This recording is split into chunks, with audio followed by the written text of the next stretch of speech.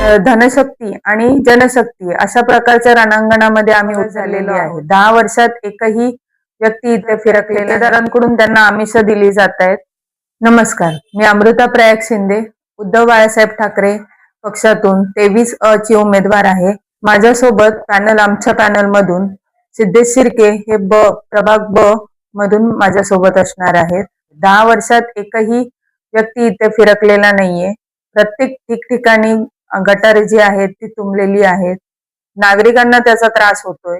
ठिकठिकाणी नागरिक त्रस्त झालेले दिसून येत आहेत आणि प्रत्येक व्यक्तीला त्यातून बदल घडून यावा या दृष्टिकोनातून ते आमच्याकडे आपल्या ज्या समस्या आहेत त्या सांगतायत. आम्हाला खरंच आम्ही प्रत्येक प्रभागामध्ये प्रत्येक व्यक्तीच्या दारामध्ये जाऊन या गोष्टी सगळ्या समजून घेतलेल्या आहेत. तर बचत गटाच्या माझ्या महिला आहेत की ज्या माझ्याकडे नेहमी येतात आणि सांगतात की मला नोकरी पाहिजे किंवा मला संधी उपलब्ध करून द्या की ज्याच्यातून आम्हाला काहीतरी मानधन मिळेल. तर यासाठी माझा नेहमीच कटाक्ष असतो की प्रत्येक महिलेला त्याचा एक घरबसल्या एक काहीतरी कारभार असला पाहिजे किंवा काहीतरी त्याला मानधन मिळालं पाहिजे.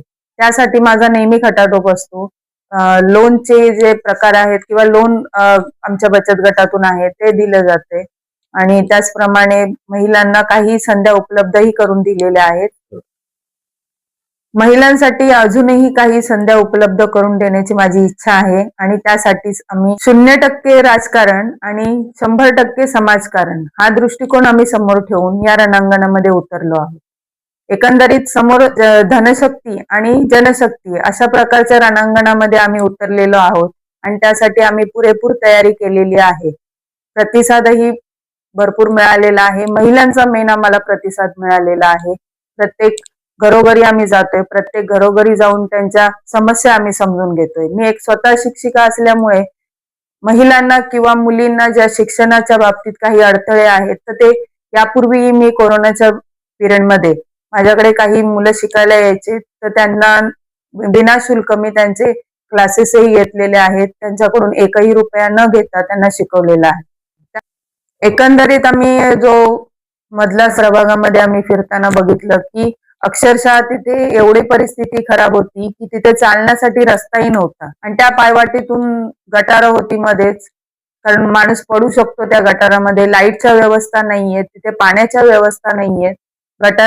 गटारांमधून पाईपलाईन गेलेले आहेत, त्या पाईपलाईन तुटलेल्या आहेत.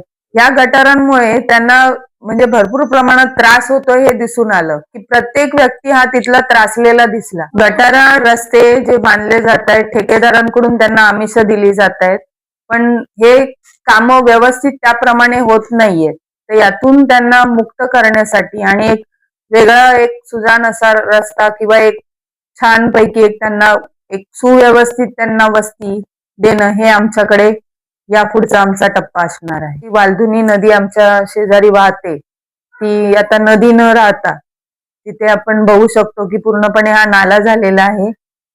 वरून येणारे ज्या कंपन्या आणि त्यांचं सांडपाणी असेल किंवा केमिकल जे आहे ते त्याच्यामध्ये सोडलं जात आहे. जास्त प्रमाणात सांडपाणी सोडल्यामुळे तिथे दुर्गंधी तयार झालेली आहे आणि त्या दुर्गंधीचा त्रास आजूबाजूच्या परिसरातील लोकांना होतोय. 5 ते 6 वर्षापूर्वी जिथे चांगले गार्डन होते, जिथे फुलं होती, झाडं होती, लोक फिरायचे आणि आज ते अक्षरशः ओसाड पडलेले आहेत आणि तिथे कोणी असं नाहीये की तिकडे लक्ष देते. तर प्रभागात राहणारे जी मुलं आहेत किंवा नागरिक आहेत त्यांना एक विरंगुळा म्हणून हे गार्डन वापरले जातात, पण आता हे गार्डन पूर्णपणे एक नशेचं एक साधन बनलेलं आहे. एक सुसज्ज असं गार्डन बनवलं जाईल जिथे नागरिकांना बसण्यासाठी, ज्येष्ठ नागरिक असतील त्यांना बसण्यासाठी त्यांना विरंगुळ्याच्या काही सोयी उपलब्ध करून दिल्या जातील. जॉगिंग ट्रॅक बनवले जातील. लहान मुलांना काही खेळणी किंवा विरंगुळ्यासाठी त्यांना एक वेगळं साधन आम्ही तयार करून देऊ.